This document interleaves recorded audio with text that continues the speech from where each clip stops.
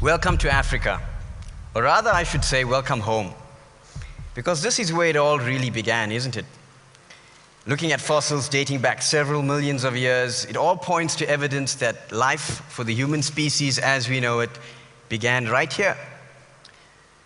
We are on an amazing journey the next 4 days. We're going to hear stories of Africa, the next chapter. Fantastic tales, anecdotes from speakers. But I want to turn that upside down for a moment and get something out on the table and clear the air, so to say. What's the worst thing you've ever heard about Africa? And this is not a rhetorical question. I actually want answers from you. And go for it. The worst. Famine. Corruption. More. Genocide. AIDS. Slavery. It's enough. We've all heard these things. But this is about Africa, the story we have not heard. The stories that we want to know, and the stories that do exist about positive tales. The part of my talk is going to be about investment opportunities that exist on this continent, to separate the rhetoric from the reality, the fact from the fiction. To go to the actual data and statistics that exist about the actual things that are happening on the ground that make Africa a realistic investment opportunity and option for you. So let's get going, because Africa, to some degree, is on a turnaround. A turnaround in terms of how it manages its image and how it takes control of its own destiny. And turnarounds are part and parcel of what I have focused on for most of my professional career. And it all started about almost a decade ago as a young consultant at McKinsey & Company at their first African office in Johannesburg. And there we worked with leading CEOs on African issues and African companies on turnarounds, making their companies not just the best in Africa, but the best globally. But I really formalized this focus on turnarounds when I was completing my MBA in the United States. And it all began with a fantastic phone call. It was from Rosabeth Moss-Kanter, Harvard Business School guru and a professor of mine. And she said, I want to write a case, Ewan, a case on a public sector leader that has lessons for the corporate world. And the leader that came to mind was Nelson Mandela. Because Nelson Mandela, as he took over power as the first democratic elected president of South Africa, faced a situation of a country that could have slid into the abyss of chaos. But he started the country on a path of a positive cycle. Now the case, Nelson Mandela Change Leader, became part of the research base for a chapter in Rosabeth's new book called Confidence. And Confidence became a New York Times bestseller and topped Business Week's hardcover bestseller list. Now why I tell you the story is because later when I was interviewed on SABC Africa, on a Pan-African broadcast, they asked, what is your key lesson or the key thing you enjoyed the most? Because it was a huge privilege to be part of such a project. The lesson from that was that it was Africa, an African story that was used to share news with the rest of the world of what the benchmark can be for corporate turnarounds. Africa was being used as a success story. So I want to share with you a personal story about a turnaround or a transformation, and that has to do with me. Because in 1994, I packed a few things into a backpack and headed off for a year of travel in the middle of my university career. Should have seen my parents' reaction. But very soon, I found myself from the southern part of Africa, in South Africa, at the very north, in Egypt. And I sought out the most remote places. I went to the Siwa Oasis. That was one of my stops. And the Siwa Oasis is famous for several things. But the key thing is that it was the place that Alexander the Great went to when he wanted to find out what his destiny had in store for him. And legend has it that Alexander trekked through this desert. Half his battalion was wiped out in the sandstorm. And myth says that he had an audience with the oracle and it foretold his destiny of greatness. This was 300 BC. So Africa had long been seen as a place to go to for answers. Now, the thing I remember about Siwa was the magical view of the sky at night. With no natural light source, Siwa is one of these amazing places that when you look up, you see a perfect tapestry. Fast forward to 2002. I'm sitting in Cambridge, Massachusetts at a healthcare development conference, and I see the same picture but from the opposite side. A satellite picture looking down at the Earth. And it was that picture that made such a profound impact on me, because I'll never forget it. I remember the very moment. And I wanted to share that image with you of what I saw at that point. The first thing that I saw was North America at night, glowing in all its glory, a warm feeling, light. And then I saw it, Africa, quite literally the dark continent. And while Africa may be dark, the thing that brought the message home to me was that this is the challenge we are facing, but it's also the opportunity. Because whilst Africa may be dark, other than the few specks that exist in the north and in the south and other areas, it's aglow with the light in the hearts of the millions of people that are there. Entrepreneurs, dynamic people, people with hope. It was George Kimball, the geographer, that said that the only thing dark about Africa is our ignorance of it. So let's start shedding light on this amazing, eclectic continent that has so much to offer. Let's start unpacking it. Africa is the second largest continent by landmass, second from Asia. It also is the second most populated continent with 900 million people. In fact, coming back to the landmass, Africa is so big that you could fit in the continental United States, China, and the entire Europe into Africa and still have space. Africa is home to over 1,000 languages. 2,000 is another estimate that's out there, with over 2,000 languages and dialects. But you could say, invest in Africa in over 1,000 languages, and it wouldn't make a difference. What's the data say? As an investment banker, I'm in the cross-flow of information and the changes that are taking place in capital markets. So I want to share with you some of these bellwether signals or signs and winds of change that are sweeping this continent. So let's start on that, and let's start at the high level, on the macro factors. Inflation, in general, is coming down across Africa. That's the first sign. With many countries reaching double-digit figures. So let's start looking at some of those. I call it my Zen cluster. Zambia, from 2004 to 2006, moves from the 18% in inflation to the 9%. Egypt, from the 16% to about 8.4%. Nigeria, similar situation, from the 16% to the 18%, to the 8%, single digits.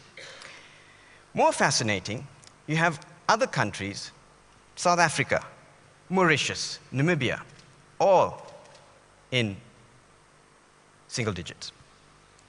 But that's just part of the story. We have a similar trend with currencies. Currencies going through an extreme time of stability. But that's looking at the big picture. And the first myth to dispel is that Africa is not a country. It's made up of 53 different countries. So the very definition to say invest in Africa is a no-go. It's meaningless. Each country has a unique value proposition. You can make money, you can lose money in Africa, but opportunities, boy oh boy, they exist. And this is what today is about. It's about discussing those very opportunities.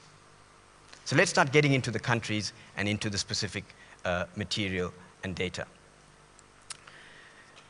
I was recently elected, as Emeka mentioned, as the president of the South African Chamber of Commerce in America. And I'm very proud and happy to be in that role because it is a fascinating position to be in, to hear this dialogue that's just increasing in tenor and velocity of decisions about trade and companies wanting to come. So first port of call, let's talk a little bit about South Africa, but not the South Africa we always talk about, the gold, the minerals, the first world infrastructure.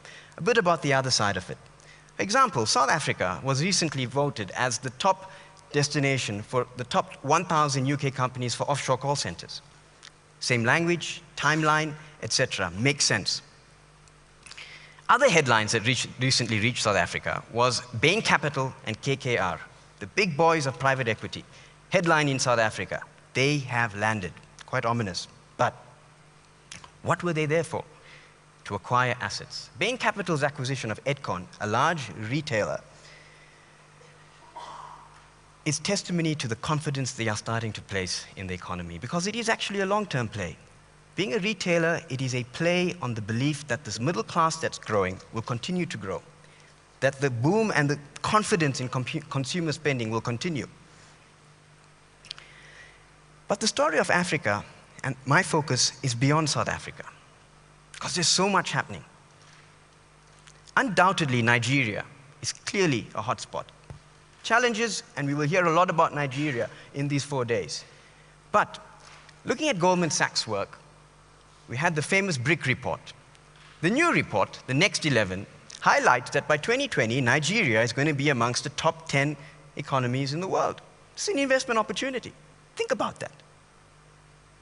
Has anyone, our banks, our investors, seriously thinking about going to Nigeria? If you haven't, why not? What's going on in Nigeria? A couple of things. I want to talk about it from the perspective of capital markets. Bellwether signs again. Guaranty Trust Bank recently issued the first Eurobond out of Africa, and let's exclude South Africa, but the first Eurobond, the raising of international capital offshore, off its own balance sheet, without any sovereign backing. That is an indication of the confidence that's taking place in that economy. Without any sovereign backing, Nigerian company raising capital offshore. It's just a sign of things to come. Looking at the oil industry, Africa provides 18% of the US's oil supply, with the Middle East just 16%. It's an important strategic partner. Let's put Nigeria in perspective. 2.2 to 2.4 million barrels of oil a day. The same league as Kuwait, same league as Venezuela. But with Africa, let's start being careful about this. And Emeka and I have had these discussions. We have to move away from what's called the curse of the commodities.